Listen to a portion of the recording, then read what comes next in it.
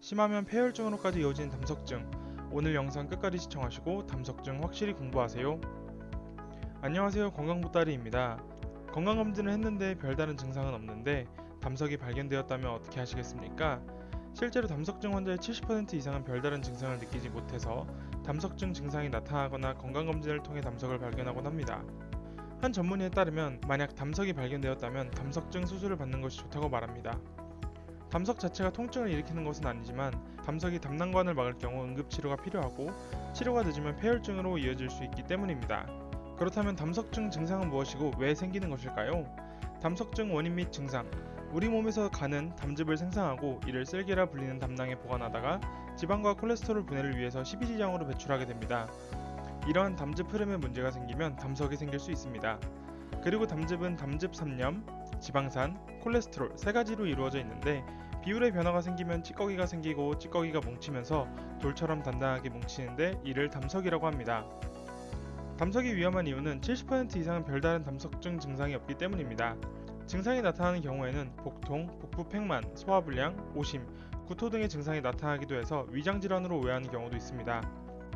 담석증이 있는 경우에 복통이 나타나면 짧게는 20분에서 30분, 길게는 4시간에서 5시간 이내 통증이 지속되다 사라지는 특징이 있습니다. 만약 통증이 5시간 이상 지속된다면 급성 담낭염을 의심해봐야 합니다. 특히 담석증은 담도 폐쇄, 급성 췌장염 등 응급치료를 필요로 하는 질병으로 이어질 가능성이 높습니다. 따라서 담석을 발견하셨다면 꾸준히 검사를 받으면서 경과를 지켜볼 필요가 있습니다. 일반적으로 담석증 증상이 없는 환자의 1에서 2%에게서 매년 담석 통증이나 합병증이 발생하는 것으로 알려져 있습니다. 담석이 있으면 담관을 이동하다가 담낭관을 막아 담낭염이 발생할 수 있고 십이지장이 걸리면 급성 췌장염을 일으킬 수 있기 때문입니다. 담석증 수술 필요할까? 보통 증상이 없는 경우 수술을 고려하지는 않습니다. 하지만 통증이 있는 경우, 담석으로 인해 담낭염, 담관염, 췌장염 등이 동반되는 경우, 담낭벽이 두꺼워진 경우, 담석과 담낭 용종이 함께 있는 경우, 담석이 2cm 이상 큰 경우에는 담석증 수술이 필요할 수 있습니다. 수술은 배꼽에 1.5cm 정도의 작은 구멍을 내는 복강경 수술을 통해 담낭을 절제합니다. 그 이유는 담낭을 그대로 두면 담석이 또 생길 수 있기 때문입니다. 복강경 수술의 장점은 절개창이 작고 한 곳이라 통증과 감염 위험이 적고 회복 기간이 짧은 것이 특징입니다. 담석증 예방법. 담석증 통증이 있는 경우에는 과도한 지방 섭취는 주의해야 합니다. 지방을 섭취하면 담낭을 수축시키고 이는 통증을 유발하는 원인이 됩니다.